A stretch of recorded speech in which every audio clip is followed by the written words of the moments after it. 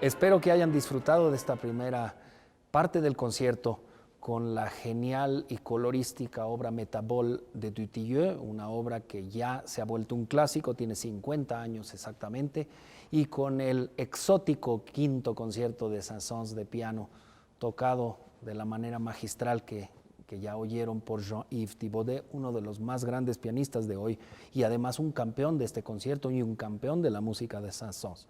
Debo decir que de los 5 conciertos de Saint-Saëns, el quinto es el más exótico y a mí siempre me ha parecido como un viaje idealizado, un viaje de un compositor que no puede ser más gálico, más francés como Saint-Saëns, pero que se aventura, sobre todo en el segundo movimiento, se aventura por España y después da un pequeño viaje por China y después un pequeño viaje por el mundo árabe. Es un concierto exótico, único, un concierto que necesita de un pianista como lo es y como ya lo escucharon a Jean-Yves Thibaudet, un pianista que hace suya esta obra y que le da una profundidad todavía mayor. El color orquestal del que hablaba hace un rato con la obra de Dutilleux, un compositor que supo utilizar el color orquestal de manera genial, también lo supo utilizar con una orquesta mucho más pequeña, Saint-Saëns. Entonces creo que esta primera mitad, 2 siglos diferentes, 2 compositores muy diferentes, pero una búsqueda muy interesante del color orquestal. Les dejo a Jean-Yves Thibaudet para hablar como solamente él puede de este concierto.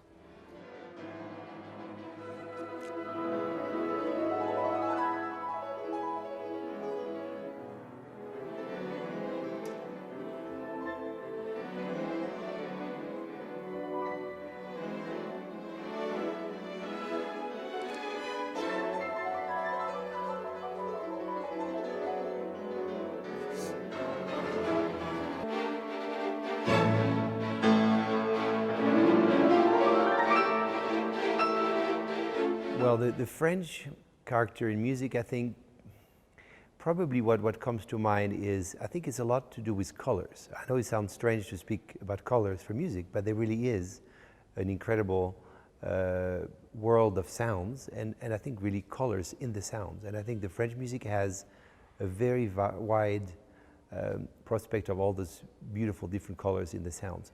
And I think also this transparency about the color, a clarity about the sound, a lightness. Sometimes I'm thinking of the strings when they play, I think it's a very fast bow speed, like air almost sometimes.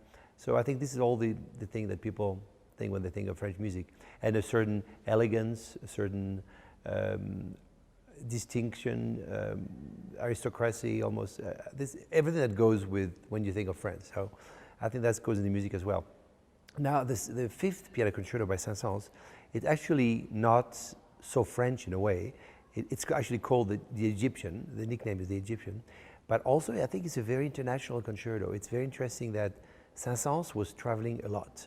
And in those days, it was difficult to travel. It's not like now, you take the plane and you go somewhere. He had to go, it was very complicated. But he traveled a lot. He went to the States, he went to in Africa, he was in Egypt, he was in Morocco, Algeria. I mean, he was traveling all over Europe also. And I think in this piece is really a little bit of like a recollection, like postcards from all the places he went. So there's, of course, a French elegance and a French influence, but there's a lot of like Spanish influence, even I'm thinking of Chinese, you know, the Eastern, Far East, which was very popular in Europe at that time. Of course, the Egyptian, the Middle Eastern. So you have all this different character, and I think so it makes it a very, in a way, very international piece. And I think it's a great program. The Dutilleux is one of our greatest composer. He died quite recently now, but he was 96 or something. He was an old man. He was a fantastic composer. I was lucky to know him, and I'm really happy that they decided to play this piece before the concerto. Then it gives you a really an interesting aspect of all the French music, the very modern one, contemporary, all the way to, and also Berlioz, of course, the Symphonie Fantastique, which is one of the greatest French, symphonies. So I think it's a really exciting and entertaining program. balance y ensamble de las maderas. Quinto de 4, fifth of 4. Okay. 1, 2, 3.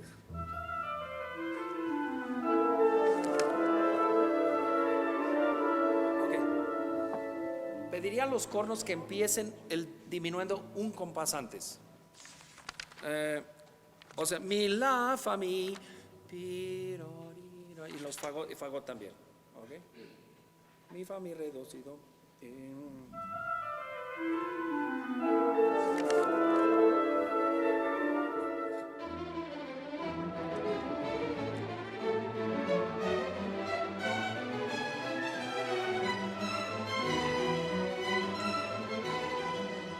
Yeah, I think Saint-Saëns is an underrated composer to my knowledge. I mean, I just realized people don't really. It's always Debussy, Ravel, of course, and Saint-Saëns is a little bit forgotten. I mean, people don't really take him as much as seriously. Or I think he really was a genius. I mean, it's clear that he had abilities like Mozart. I mean, he could write a concerto just like that. He would just sit down and write. He was very quick, very prolific. He wrote lots of music. He was certainly himself an incredible pianist. I mean, he was, I think, at the level of like Liszt or one of those really great virtuoso. And he was going on tour, and that's why he wrote this piece. You know, this piece was written, this concerto, for himself, for the celebration of the 50th anniversary of his debut. And he was 60, so his debut was when he was 10. He played with orchestra, and that was the celebration. He wrote this concerto. And it shows you, it's really to show off a little bit everything he could do as a pianist, because he was such an incredible performer. Now, I really think people don't think of the deepness. I mean, there's certain, it's true, a certain flamboyance, certain virtuoso, pyrotechnical, just to show off. There's some of that, is true. But there's also is an incredible, beautiful, inside deep music. And I'm thinking, you mentioned the symphony, which is a great piece, but I'm also thinking of opera. You think of Saint-Saëns and Delilah, which is one of the most beautiful operas. I mean, this is really great music. And I think people forget that sometimes. They just take him a little bit like his, light kind of music. But he was really a great composer, and so intelligent and so cultured, and in so many other things, about any other form of art. I mean, he was really a very, very important composer and figure in the French world of music. He was also the director of the conservatory. He had a lot of influence on lots of things in France, and I think he had really a very important place in the history of French music. And if he hadn't been there, things would have been different also. I think it's all related. You have Berlioz, Saint-Saëns, then Debussy, Ravel, and Messiaen, and Dutilleux. I mean, it's all linked. It's all composers that are related to each other, and he's part of that link, very much so.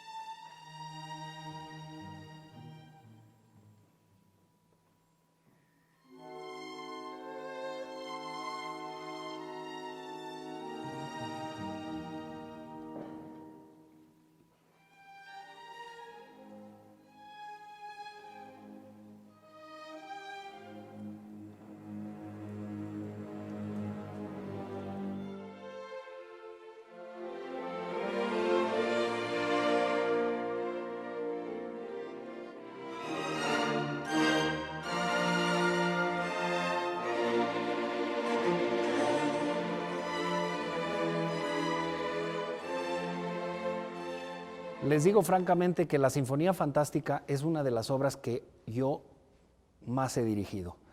Y la razón es porque me parece una obra genial.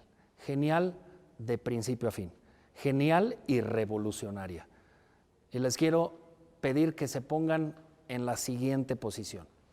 Beethoven acaba de componer su 9ª sinfonía y esa es la sinfonía más moderna que puede haber en los años 20 de los 800, en 1820 y tantos. Es una sinfonía en donde pone coro, en donde pone piccolo, etcétera, cantantes, eso enormemente novedoso.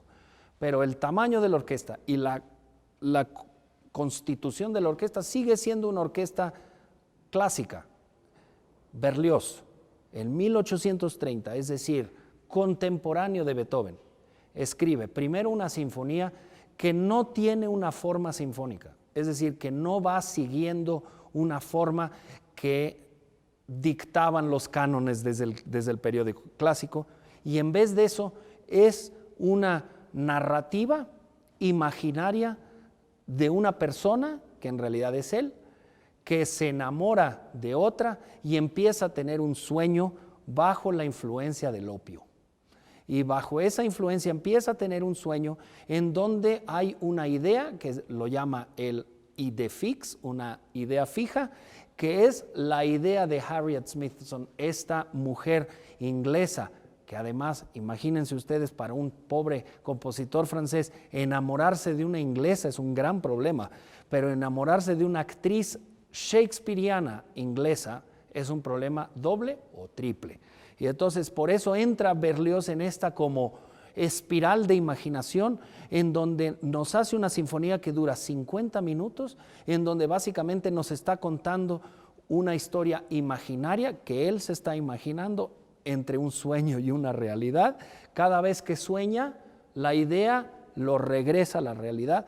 Y en este viaje hay 5 movimientos que están ligados solamente por este tema, pero que son, si se puede decir, 5 viajes. Esta obra, les decía que era revolucionaria. Nunca se había utilizado en una sinfonía arpas. Y en este caso él pone un mínimo de 4, pero ojalá se pudiera 16. Yo nada más quiero que imaginen cómo colocar 16 arpas en un escenario. Aquí estamos usando 4, normalmente se utilizan 2. 4 fagotes por primera vez, o sea, por primera vez más de 2 o más de 3, porque ya habían usado algunos compositores el contrafagot. 2 tubas, campanas, que aquí las van a ver muy claramente, son campanas de iglesia. 4 timbalistas, esto nunca he hecho.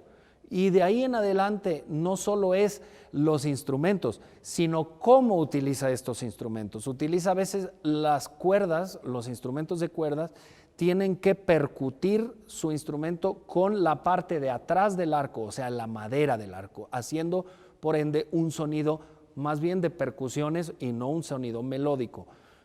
Estos pequeños ejemplos que les digo son una pequeñísima introducción al mundo sonoro revolucionario total de la Sinfonía Fantástica.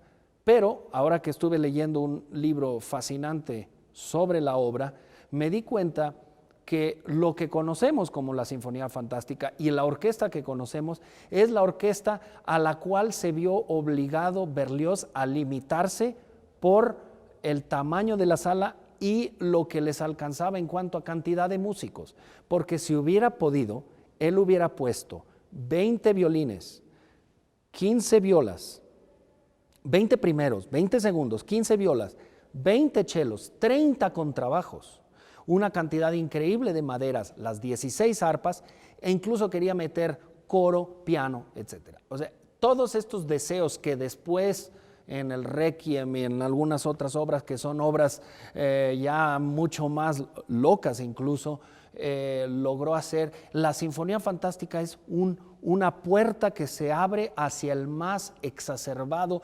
romanticismo francés y el más exacerbado novedad, ya no en la ópera, sino en el mundo sinfónico. Por ello, quiero que disfruten muchísimo esta Sinfonía Fantástica y que la piensen como una de las obras más vanguardistas y más revolucionarias de la historia de la música. Que la disfruten.